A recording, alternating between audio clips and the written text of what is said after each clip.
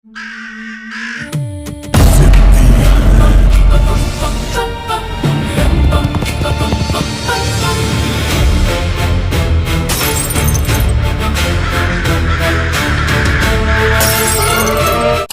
বন্ধুরা 2011-তে একটা মুভি এসেছিল, মুভিটার নাম ছিল হান্টেড 3D। তো সেই মুভিটার সিকুয়েল আছে Haunted 3D Echoes of the Past নামের। তো মুভিটা আমি সিনেমা ঘরে যা দেখে আসলাম।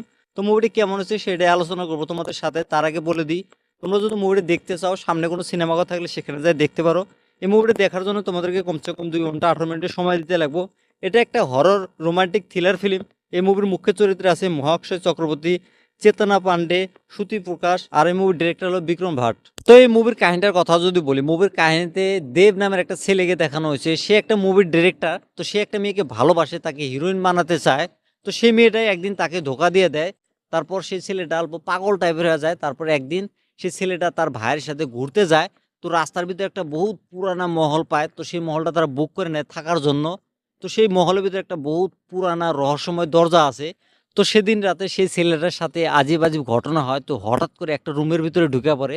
সেই রুমের ভিতরে একটা মেয়ের সাথে তার দেখা হয়, যে মেয়েটা 30 বছর ধরে সেই রুমের ভিতরে বন্দী হয়ে আছে সেই ছেলেটার অপেক্ষায়। তো সেই ছেলেটার সাথে তার কি সম্পর্ক, বা এই মেয়েটাকে কে আটকায় রাখছে 30 বছর ধরে, সেটা যদি দেখতে চাও জানতে চাও তাহলে তোমাদেরকে এই মুভিটা দেখতে লাগবো। তো এই মুভিটা আমার কাছে কেমন লাগছে যদি বলি, এই মুভিটা কিন্তু আমার কাছে ভালো লাগে নাই। কারণ এরকম ঘাটিয়ে মুভি আমার লাইভে দেখি নাই ভাই। এই মুভিটা যখন দেখা শুরু করছি না আমি, আমার চোখ দিয়ে রক্ত বেরিয়ে গেছে ভাই। এত ঘাটি এত বাহিয়াত মুভি ছিল ভাই। এই মুভির কাহিনীটার কথা যদি বলি, এরকম কাহিনী আমরা বহুত মুভিতে দেখছি ভাই। একটা মহলের ভিতরে একটা রহস্যময় দরজা থাকে, সেই দরজাটা বন্ধ থাকে, কেউ যায় খুলে দেয়। তো এরকমভাবে এই কাহিনীটা দেখাইছে। কাহিনীর নতুন কিছুই নাই, ঘুরে উল্টায় ওই একই কাহিনী ভাই। কাস্টের পারফরমেন্সের কথা যদি বলি, মিঠুনের ছেলে মহাক্ষয় চক্রবর্তী সেই মুভিতে খুব সুন্দরভাবে অ্যাক্টিং করছে। দুইটা হিরোইন ছিল, হিরোইন দুটো খুব ভালোভাবে অ্যাক্টিং করছে।